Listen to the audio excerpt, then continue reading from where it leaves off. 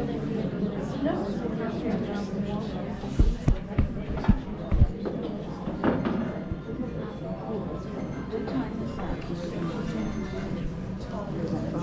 reminds me of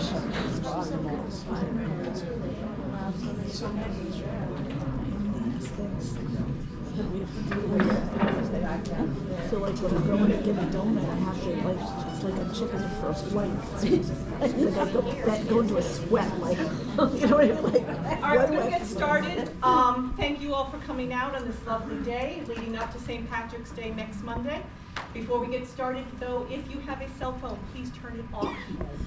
A shout out to our sponsors, Glenn and Susan Dickens, whose contributions to our foundation make afternoons like this possible.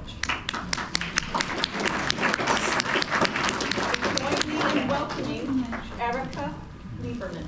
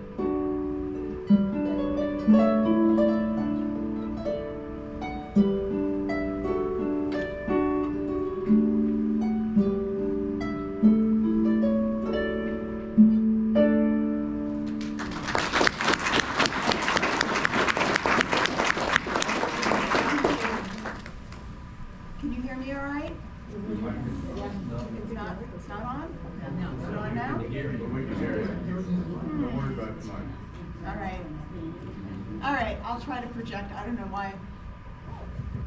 Oh, there we go. All right. You know what? I had it on and then I turned it off. Okay, here we go. So happy St. Patrick's Month, everyone. It's a good time for harpists. This is an amazing turnout. The last event I did, it was terrible weather. It was snowy, and 11 people showed up. So, what an amazing community you guys are. This is fantastic. So, thank you for coming.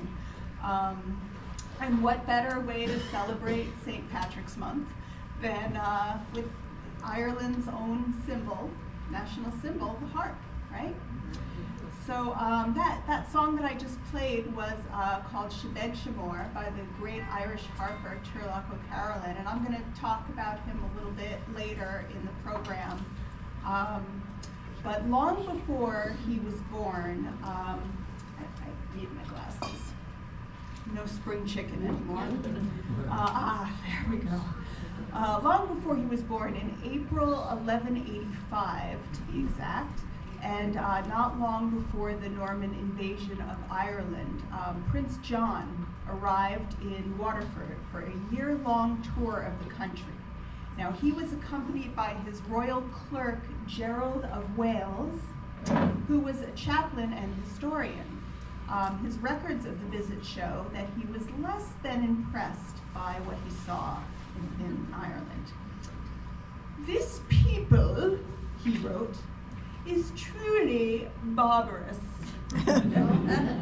being not only barbarous in their dress, but suffering their hair and beards to grow enormously in uncouth manner. Indeed, all their habits are barbarisms."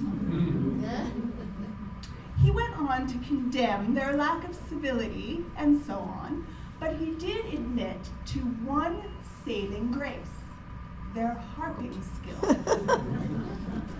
"The only thing to which I find that this people apply a commendable industry is playing upon musical instruments.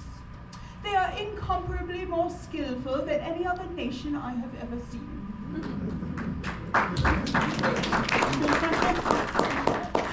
Gerald of Wales was taken aback by the unusual combination of what he considered barbarism and advanced culture. Thanks to his accounts, from that point forward, Ireland became associated with the harp. The earliest representations, though, of harp-like instruments in Ireland are those carved in stone on monumental high crosses that date from the 9th and 10th centuries. The difference between these instruments and the ancient lyre, which are much, much older, was that these new instruments were triangular in shape, like this, and they had a sound box, and a post, and a neck, and braided strings, so smaller to larger. And so I can't really talk about the significance of the harp in Ireland without talking a little bit about the Druids, because they influenced how the harp was used in Ireland.